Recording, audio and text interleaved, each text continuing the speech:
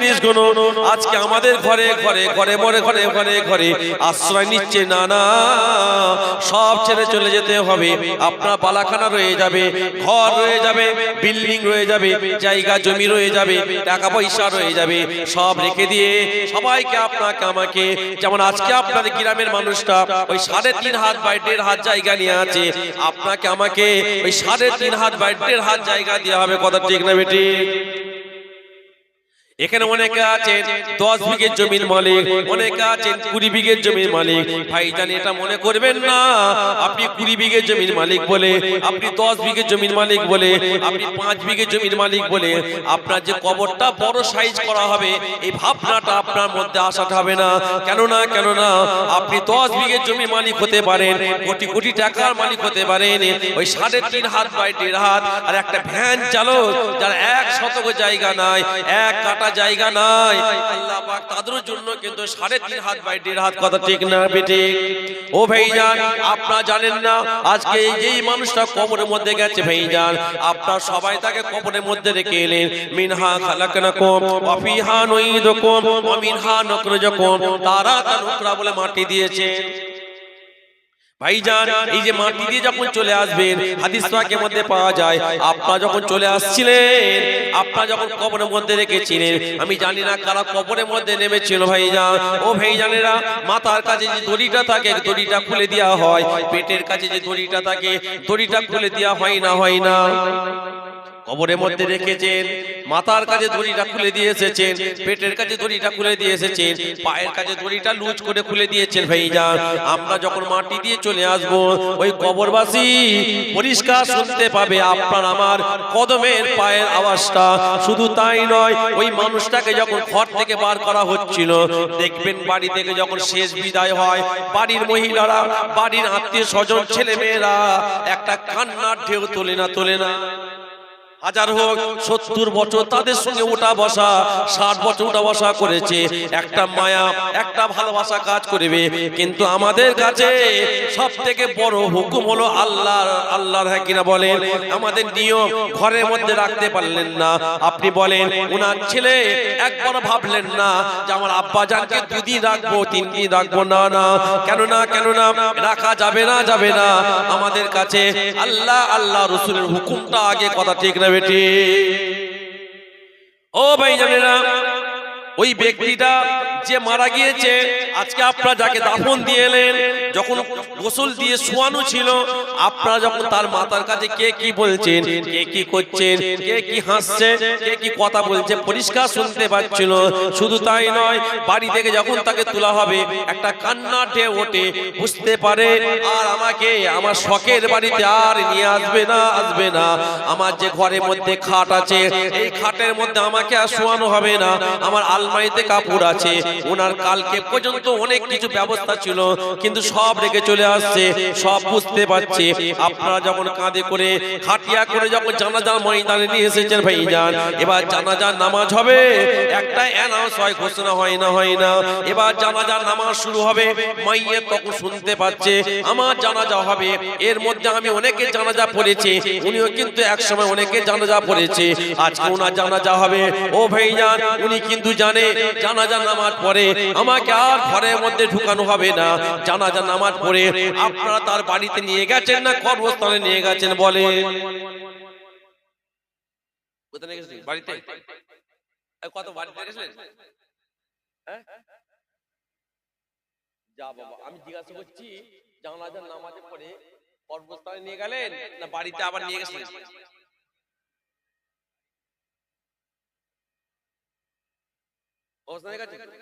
একবার মনটা হলো না যে বাড়িতে নিয়ে যাই? ভাইজান, এবার আপনারা বলেন, আমি যখন দাফন দিয়ে চলে আসবো, কিতাবের মধ্যে পাওয়া যায় 2টো ফেরেশতা হাজির হয়ে গেছে। 2টো ফেরেশতা হাজির। মাইয়ের যদি ভালো হয়, মাইয়ের যদি নেককার হয়, রূহ যদি ভালো হয়, কবরে আল্লাহ পাক যে 2টো ফেরেশতা পাঠাবে মাসুম বাচ্চার নাই। কিন্তু মাইয়ের যদি খারাপ হয়, তাদের কবরে ফেরেশতা আল্লাহ ভয়ানক পাঠাবে। ও ভাইজান, এসে বসিয়ে দেবে, বসিয়ে দিয়েছে। ভাইজান শুধু তাই নয়, তিনটে প্রশ্ন করাবে। আমরা সবাই জানি মান রব্বুকা মা দীনুকা ওমান নবিয়ুকা প্রশ্ন করা হবে ভাইজান। মাইয়ে যদি ভালো হয় তার জন্য তিনটে প্রশ্ন উত্তর দেওয়াটা সহজ হয়ে যাবে। আর মাইয়ে যদি গুনাহগার হয়, বদকার হয়, শিয়াকার হয়, ফেরেশতারা প্রশ্ন করবে। দুনিয়ার জমিনে আপনি যতই মুখস্থ করেন না কেন, আমরা এখানে সবাই বসে আছি, মান রব্বুকা মানে আমরা সবাই জানি আমাদের রব হলো আল্লাহ। মা দীনুকা তোমার দিন কি? আমাদের দিন হলো ইসলাম। কথা ঠিক না বেটি? মানে রব্বুকা মা দীনুকা ওমান নবিয়ুকা তোমার নবীকে, আমাদের নবী হযরত মুহাম্মদ সাল্লাল্লাহু আলাইহি ওয়াসাল্লাম। জোরে বলুন সুবহানাল্লাহ। কিন্তু ভাইজান এই প্রশ্ন তিনটের উত্তর আমরা সবাই জানি, কিন্তু মাই আপনার আমার যদি আমলে ঘাটতি থাকে, আপনি যতই মুখস্থ করেন না কেন, কবরে যাবার পরে আর উত্তর দিতে পারবেন না, পারবেন না, পারবেন না। উত্তর দিতে গেলে আপনাকে নামাজের সময় নামাজটা পড়তে হবে। কবরে উত্তর দিতে গেলে আপনাকে রোজার মাস আসছে সামনে, রোজাটা রাখতে হবে। উত্তর দিতে গেলে মদ ছাড়তে হবে। উত্তর দিতে গেলে জুয়া ছাড়তে হবে। উত্তর দিতে গেলে গাঁজা ছাড়তে হবে। উত্তর দিতে গেলে ফ্রি ফায়ার ছাড়তে হবে। উত্তর দিতে গেলে সুদ ছাড়তে হবে।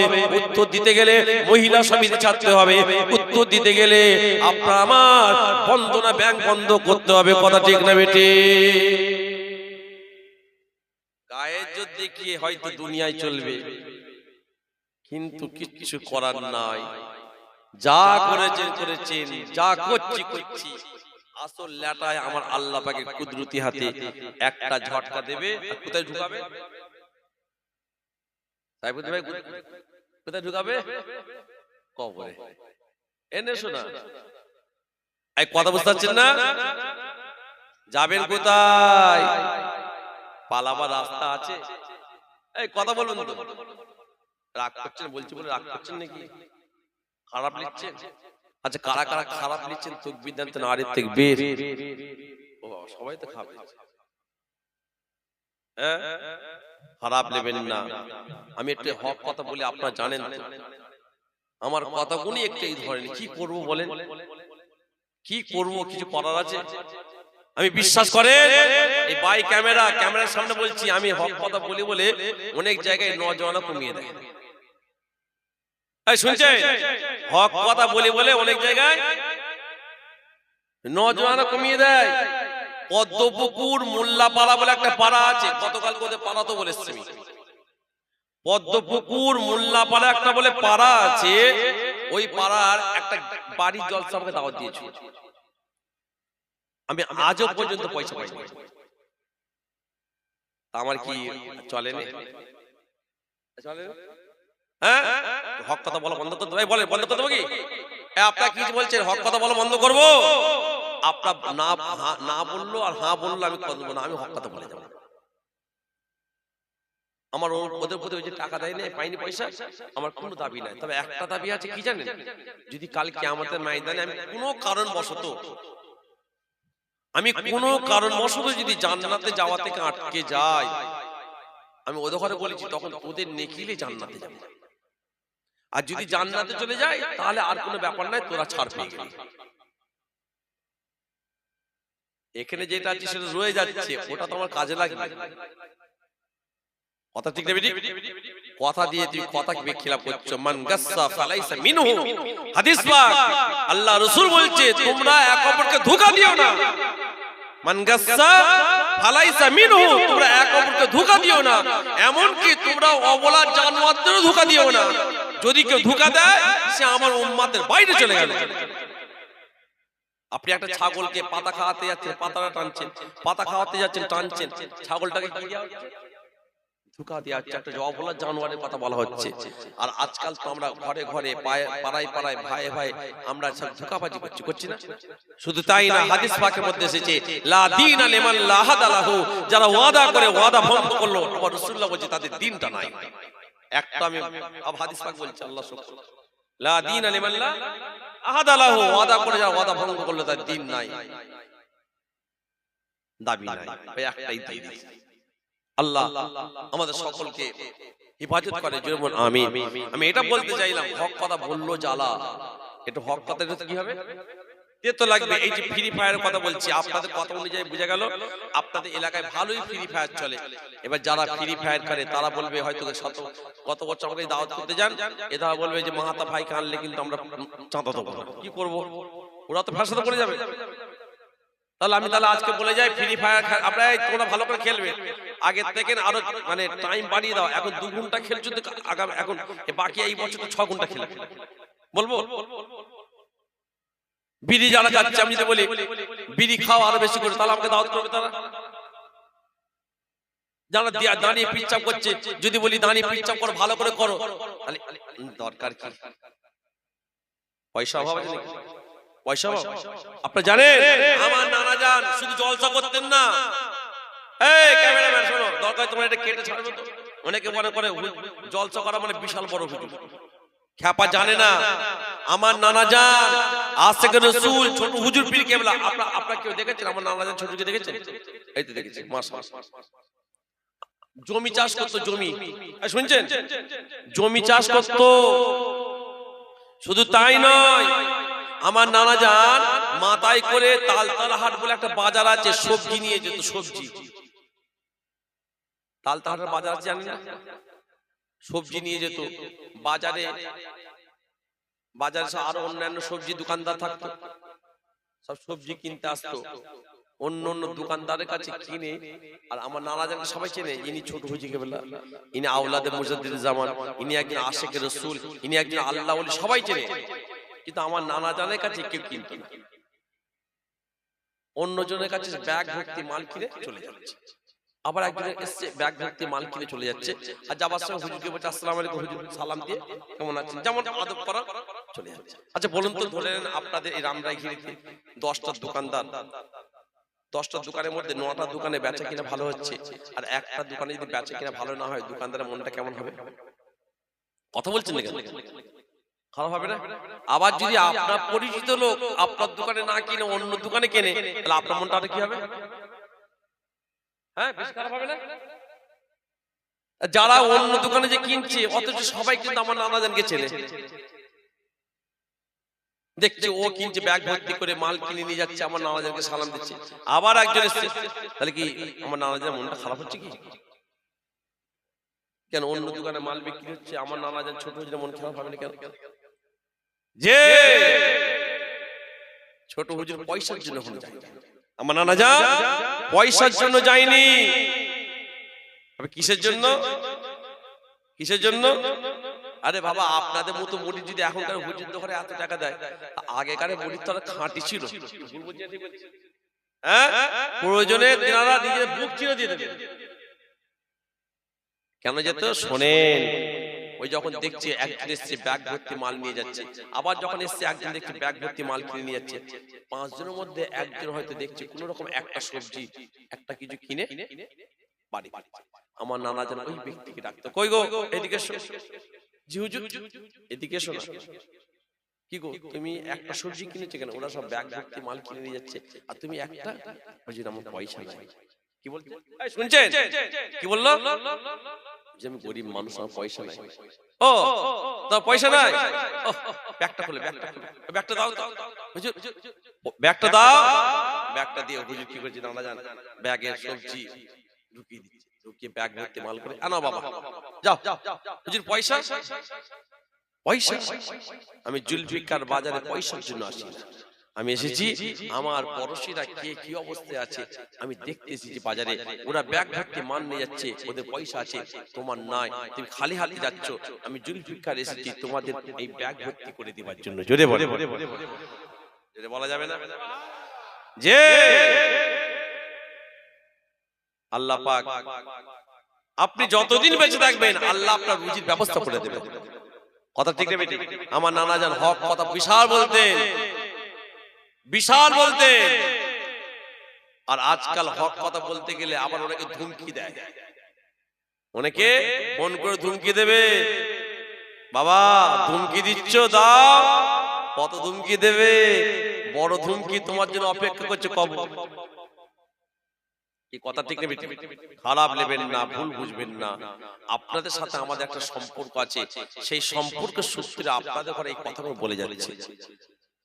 ও আমার ভাইজানেরা, জওয়ানেরা, ও ভাইজানেরা, আপনার মধ্যে যদি রাসূলুল্লাহর মুহাব্বত যদি আনতে পারে, আমাদের মধ্যে সত্যিকার রাসূলুল্লাহর ভালোবাসা যদি আনতে পারে, বিশ্বাস করেন আমার আল্লাহ পাক আপনাকে আমাকে আখিরাতে কামিয়াবি করে দেবে। ও ভাইজানেরা, যিনি রাসূলুল্লাহকে মুহাব্বত করেছে, আমার নানা জান আশিকে রাসূল ছোট হুজুর পীর কেবলা, ওনার লাকাব ছিল আশিকে রাসূল। কথা ঠিক না বেটি? ও ভাইজানেরা, এই আশিকে রাসূলের কথা বলতে যে একটা আল্লাহর ওলির কথা মনে পড়ে যায়। আপনার নাম শুনেছেন কি জানি না, আব্দুর রহমান বিন জুসি বলে একজন বিশাল বড় একজন আল্লাহ ওলি ছিলেন। ও ভাইজানেরা, আব্দুর রহমান বিন জুসি এত বড় আল্লাহর ওলি ছিলেন, যিনার জীবনের মধ্যে পাওয়া যায় প্রতিদিন আমার রাসূলুল্লাহর উপরে 1000 বার করে দরুদ শরীফ পাঠ করতে। এত বড় আল্লাহ মাহবুব বান্দা ছিলেন, এত রাসূলুল্লাহর আশিক ছিলেন, প্রতিদিন 1000 বার করে কি করতেন? নবী পাকের উপর দরুদ শরীফ পড়তেন। ভালো করে শুনবেন কথাটা। তো একদিন উনি মনে মনে ঠিক করলো যে আমি নবী পাকের দরবারে যাব। শুনছেন? নবী পাকের দরবারে আমি যাব, খালি হাতে যাব। খালি হাতে যাব না, উনি ঘরেতে বসে বসে একটা কবিতা লিখলেন। কে কে? আব্দুর রহমান বিন জুসি। উনি একটা বাড়িতে গিয়ে লিখলেন, একটা কবিতা লিখলেন। কবিতা লিখে যে কবিতাটা মানে আমি আপনাকে বাংলা ভাষায় ব্যাখ্যা করছি। যে কবিতাটা মানে উনি প্রথম লাইনে লিখছি, ইয়া রাসূলুল্লাহ আপনি ছাড়া আমি অসহায়। শুনছেন? ঘুম পাচ্ছে নাকি ঠিক বুঝতে পারছি না। আমি কি ছেড়ে দেবো নাকি? অসুবিধা হচ্ছে কি? তাহলে বলেন ছেড়ে দেবো। আপনাদের ফিডব্যাক যদি না পাই, সারা যদি না পাই, আপনারা তো একটুখানি হাঁ হয়ে দেবেন। আমি তো, আপনি বলুন তো, আপনারা 2 মিনিট সাইডে যান বা 5 মিনিট দুজনে ঝগড়া করেন, গলাটা কি হয় দেখবেন, কি হবে? আর এটা নিয়ে আমার এই 3 নম্বর পড়েছে, আর 6 ঘন্টা চিল্লাতে হচ্ছে, আবার নিজে ড্রাইভিং করি আমি। আপনি বললাম না আমি ভাতটা খাবার সময় পাইনি এখনো, আমি নিয়ত করেছি আজকে এখানে নেবে ভাত খাবো। ভাত আছে তো? আমি নেবে নিয়ত করি, আমাদের খাওয়াই বসে বসে বিস্কুট ছিলাম, তাও আদা চা খেতেই পেলাম না। আপনার সাথে কথা বলবো না, খাবো। কিন্তু আল্লাহ শুকর, সব দাদা পীরের দোয়া। কথা ঠিক না? হ্যাঁ, কিচ্ছু পরিবর্তন হবে না। এই খুদাই দান, এটা হচ্ছে আল্লাহর দান, অন্য কিছু নয়। এই পার ডে 4 ঘন্টা 6 ঘন্টা চিল্লালে নাই, নাম ভুলে যাবে, কালকে বুঝতে যাবেন বলালে। কথা ঠিক না? অনেকে আমরা এরকম চিল্লাই বলে, অনেকে ঠাট্টা করে বলে রাতে ঘেউ ঘেউ করছে। আর আমরা বলি আমরা হচ্ছে কালবুল্লাহ, আমরা কালবুল্লাহ, আমরা আল্লাহর কুকুর। যা আল্লাহর কুকুর হওয়া নসিবের ব্যাপার। কথা ঠিক না? আমার ভাই জানে যেটা বলছি না, ফিরে আসি। আব্দুর রহমান বিন জুসি উনি একটা কবিতা লিখলেন। কবিতা লিখে ঠিক করলেন যে কবিতাটা আমি নবী পাকের রওজার কাছে যে আমি রাসূলুল্লাহ জালির পাশে দাঁড়িয়ে দাঁড়িয়ে আমার দয়ার নবীকে আমি কবিতাটা শোনাবো। জোরে বলা যাবে না? কবিতার মানে কি? ইয়া রাসূলুল্লাহ আপনি ছাড়া আমি অসহায়, ইয়া রাসূলুল্লাহ আমি আপনার অধম উম্মত, আপনার কাছে এসেছি, কিয়ামতের ময়দানে কোনো জায়গায় যেন আপনি আমাকে ভুলে যাবেন না। কবিতার মানে এটা। বড় শখের সাথে কবিতাটা লিখলেন। আশিকের রাসূল, আশিক এত আশিক ছিলেন, কবিতাটা লিখে কবিতায় চুমু দিচ্ছে, ঝরঝর করে কাঁদছে। হুজুরের জীবনের মধ্যে পাওয়া যায়, খুব কাঁদছে। মনে মনে ঠিক করলো আমি নবী পাকের কাছে যাব। ভাইজান আজকে যেমন রাসূলুল্লাহ দেশে যাবার জন্য ফ্লাইটের ব্যবস্থা আছে, প্লেনের ব্যবস্থা আছে ভাইজান, তখনকার মানুষেরা পায়ে হেঁটে নবী পাকের কাছে যেত। কথা ঠিক না বেটে? ও ভাইজানেরা, ও মুরব্বিয়ানেরা, ও জওয়ান যুবকেরা, আব্দুর রহমান বিন জুসি কবিতাটা লিখে রাস্তা দিয়ে বেরিয়ে পড়লেন। রাস্তা দিয়ে যেতে যেতে দরুদ শরীফ পড়তে লেগেছে। আব্দুর রহমান বিন জুসি কবিতাটা লিখে রাস্তা দিয়ে যেতে যেতে রাসূলুল্লাহর উপরে দরুদ শরীফ পড়তে পড়তে যাচ্ছে, আর কবিতাটা বুকের মধ্যে রেখেছে। মাঝে মাঝে কবিতাটায় চুমা খায়, মাঝে মাঝে কবিতাতে চুমু খাচ্ছে, আর মনে মনে ভাবছে আহারে আমি নবী পাকের দরবারে যাব, এই কবিতাটা আমি আমার দয়ার নবীকে শোনাবো, এই কবিতাটা আমি আমার রাসূলুল্লাহকে যে শোনাবো। ও ভাইজানেরা, রাত যায় দিন আসে, দিন যায় রাত আসে, রাত যায় দিন আসে, দিন যায় রাত আসে। আব্দুর রহমান বিন জুসি রাস্তা দিয়ে যেতে লেগেছে। ও ভাইজানেরা, এমত অবস্থায় আল্লাহর নবী আমার রাসূলুল্লাহ মদিনার বাদশাকে স্বপ্ন দেখাতে লাগলেন। এই মদিনার বাদশা আব্দুর রহমান আমার কাছে আসছে, আব্দুর রহমান বিন জুসি আমার কাছে আসছে। এই মদিনার বাদশা আব্দুর রহমান বিন জুসিকে যেন মদিনাতে প্রবেশ করতে না দেয়া হয়। কি বললেন? কি বললেন? কি বললেন? আব্দুর রহমান জুসিকে যেন মদিনা শরীফে প্রবেশ করতে না দেয়া। কে বলছে? আমার নবী পাক বলছে। কাকে বলছে? বাদশাকে স্বপ্ন দেখে। আচ্ছা, আব্দুর রহমান বিন জুসি, আব্দুর রহমান বিন জুসি কি নবী পাকের দুশমন ছিল? এই কথা বলছেন না কেন? তাহলে মানা করছে কেন? ও আমার ভাইজানেরা, ও জওয়ান যুবকেরা, ও রামরাইকের মানুষেরা, আল্লাহ নবী তিন দুনিয়ার বাদশা আমার নবী পাক যখন মদিনার বাদশাকে স্বপ্ন দেখালেন, এই মদিনার বাদশা আব্দুর রহমান বিন জুসিকে যেন মদিনার মধ্যে প্রবেশ করতে না দেওয়া হয়। ও ভাইজানেরা, ও জওয়ান যুবকেরা, মদিনার বাদশার ঘুমটা ভেঙে গেল। মদিনার বাদশার ঘুমটা ভেঙে যাবার পরে মদিনার বাদশা বড় চিন্তিত হয়ে পড়লেন, বড় ঘাবড়ে গেলেন। আব্দুর রহমান বলে ব্যক্তিটা যে আল্লাহ নবী যে স্বপ্নের মধ্যে মানা করলেন, নিশ্চয়ই আব্দুর রহমানের মধ্যে কোনো একটা বড় রহস্য লুকিয়ে আছে। ও ভাইজানেরা, মদিনার বাদশা ঘাবড়ে গেলেন। কেননা ইতিপূর্বে আপনারা সবাই শুনেছেন নবী পাকের লাশ মুবারক চুরি করার জন্য, আমার নবী পাকের লাশ মুবারক চুরি করার জন্য মদিনা জমিনে দুটো ইহুদি ধরা পড়েছিল। শুনেছেন না শুনেননি? শুনেননি? মদিনার সেই সময় মানুষ সবাই সাক্ষী দিচ্ছে যে এদের মতো ভালো মানুষ আর দ্বিতীয় মদিনা শরীফে এখন কেউ নেই। এত ভালো সুফি সাহেব হয়েছে। এই জন্য তো আমার নবী পাক কাফেরদের থেকে মুনাফিকদের বেশি ভয় পেতেন। এই শুনছে? কাফেরদের থেকে মুনাফিকদের ঘরে বেশি ভয় করতেন। আর মুনাফিকদের সবথেকে কঠিন আযাব হচ্ছে জাহান্নামের নিম্ন স্থান। আপনারা জানেন নবী পাকের জামানায় মুনাফিকদের সর্দার কে ছিল? কেমন জানেন? মুনাফিকদের সর্দারের নাম কি?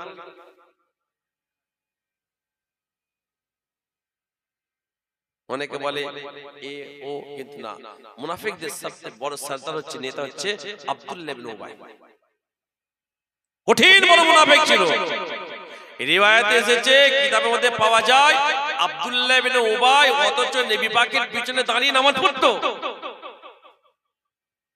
রাসূলুল্লাহ যখন কোনো মজলিসে বসতো, রাসূলুল্লাহর সামনে বসে থাকতো।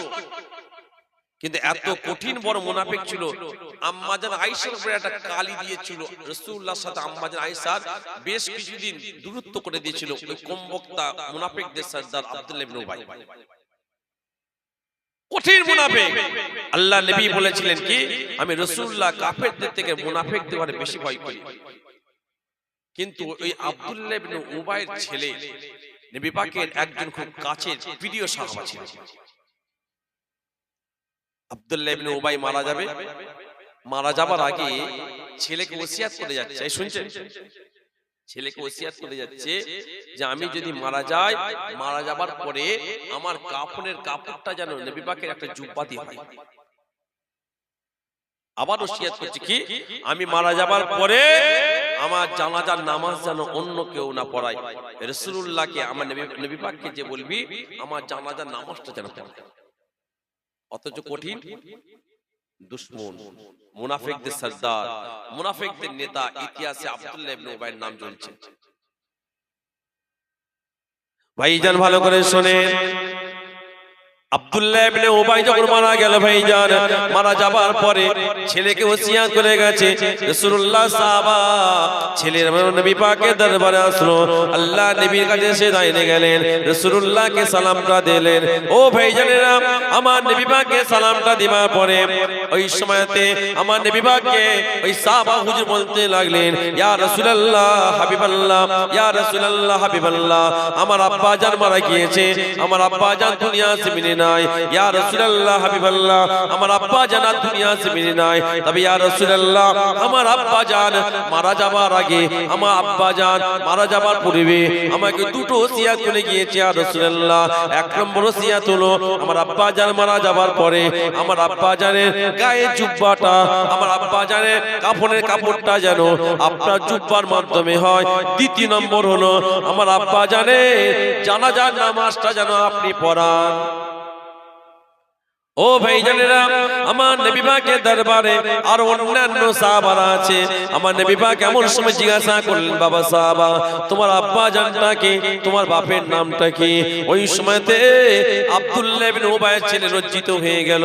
সাহাবা হুজুররা বসে আছেন, আব্দুল্লাহ ইবনে উবাইয়ের ছেলে মাথাটা নত করে ফেললেন, মাথাটা হ্যাট করে ফেললেন, বললেন ইয়া রাসূলুল্লাহ হাবিবাল্লাহ আমার আব্বা জান যিনাকে আপনি মুনাফিকদের সরদার বলেছেন, মুনাফিকদের যে নেতা, আমার আব্বা জান হলো আব্দুল্লাহ ইবনে উবাই।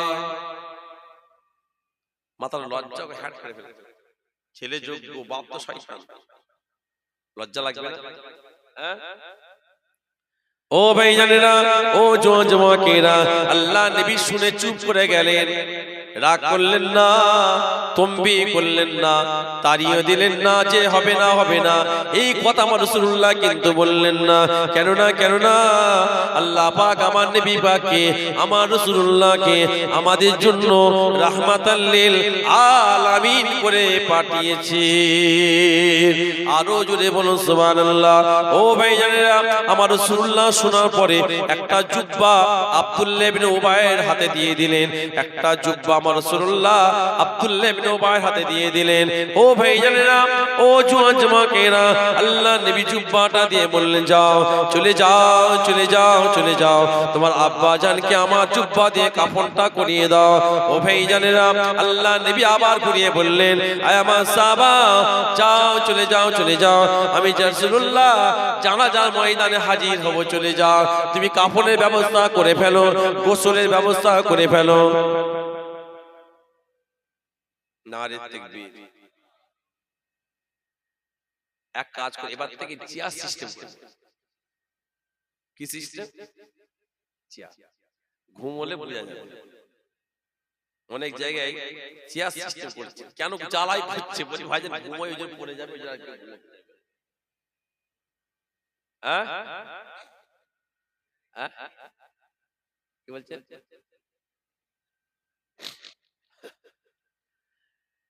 একটু জানি কষ্ট হচ্ছে, কেন আপনাদের অভ্যাস নাই, আপনাদের অভ্যাস নাই, আমাদের অভ্যাস হয়ে গেছে বলে মনে হয়, আপনাদের অভ্যাস নাই, আমি জানি একটু কষ্ট হবে। আর কিছুক্ষণ, আমি তার বেশিক্ষণ থাকবো না, আরে 3টে বন্ধু আছে, 3টে 12-13 হয়ে গেছে, আর মিনিট 15 আছে। ভাই ভাষা কথা হয়েছে ইনশাআল্লাহ, ভাই 3:30টার মধ্যে আসবে ইনশাআল্লাহ, আল্লাহ যেন সুস্থ ভাবে আসা, সকল আল্লাহুম্মা আমিন। কারণ আপনারা জানেন না রাস্তাঘাটের ব্যাপার, বুঝতে পারছেন না, তাড়াহুড়া করতে যে কখন কোথায় বিপদ হয়ে যাবে আল্লাহ পাকই জানে। আর গাড়ি তো দৌড়ায় নেই, জানেন সব প্লেন দৌড়ে রাতে, রাতে বললে আপনারা বসলে পাশে বসলে বুঝতে পারবেন যে কিভাবে গাড়িটা দৌড়ে, বুঝতে পারছেন না? যাই হোক, যে কথা বলছি ইনশাআল্লাহ, আচ্ছা এই কি বলছিলাম আব ভুলে গেছি, তাহলে কি ওয়াজ হবে? তো চেয়ার লিখতে আছে, কি ফাসাদ, ওটা জয় করে হলো চেয়ার। আব্দুল্লাহ ইবনে উবাইয়ের কথা বলছিলাম, মনে পড়ছে? ও চেয়ার চেয়ার চেয়ার কি এলো? দরুশি পয়েন আল্লাহুম্মা, জোরে জোরে পড়েন সাল্লি আলা।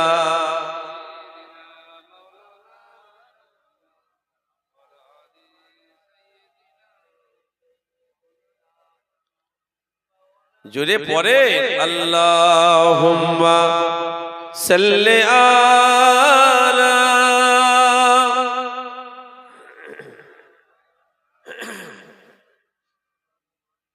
ওয়া আলা আলি সাইয়্যিদিনা। আমার ভাইজান যে কথা বলছিলাম, আল্লাহ নবী একটা জুব্বা দিলেন, যাও আর জানাজা ময়দানে আমি কি করব? যাও। ও আমার ভাই জানেরা, জওয়ানেরা, ঠান্ডা মাথায় একটু বোঝার চেষ্টা করবেন, মনোযোগটা আমার দিকে একটু দেন। শেষ বিদায়ের সময় আপনাদের ঘরে যে কথাটা বলে যাচ্ছে, মুনাফিকদের জন্য আল্লাহ পাক কি বলে পাঠিয়েছে শোনেন। আল্লাহ নবী সময় মোতাবেক জানাজার ময়দানে চলে গেলেন। জানাজার ময়দানে রাসূলুল্লাহ যে দাঁড়িয়ে গেলেন, জানাজার নামাজটা এবার হবে। আল্লাহ নবী হাত খানা তুলেছে, এমতো অবস্থায় রাসূলুল্লাহর পিছন থেকে জুব্বাটা ধরে যেন কে টেনে ধরেছে। আল্লাহ নবী জামাটা ধরে পিছন থেকে টান দিলেন। কার সাহস হতে পারে নবী পাকের জুব্বায় হাত দেবে? আল্লাহ নবী ঘুরে দেখছে কিনা, অন্য কেউ নয়, রাসূলুল্লাহ সাহাবা হযরতে ওমর রাসূলুল্লাহর জামাটা ধরে টানলেন। আল্লাহ নবী দাঁড়িয়ে গেলেন, কি ব্যাপার ওমর, তুমি আমার জামাটা কেন ধরে টানলে, আমার জুব্বাটা কেন ধরে টানলে? হযরত ওমর ওই সময় বলেছিলেন, ইয়া রাসূলুল্লাহ, ইয়া হাবিবাল্লাহ, হুজুর বিয়াদবি ক্ষমা করে দেবেন, হুজুর বিয়াদবি maaf করে দেন, আপনার জুব্বা ধরে টেনেছি বলে। কিন্তু ইয়া রাসূলুল্লাহ, আপনি আব্দুল্লাহ ইবনে উবাই জানাজা পড়াবেন না, আপনি আব্দুল্লাহ ইবনে উবাই জানাজাটা পড়াবেন না। কেন না, কেন না? আব্দুল্লাহ ইবনে উবাই তো বড় কঠিন মুনাফিক ছিল, ও তো মুনাফিকদের সর্দার ছিল।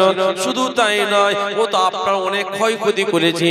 আপনার স্ত্রী আমাদের আম্মা জান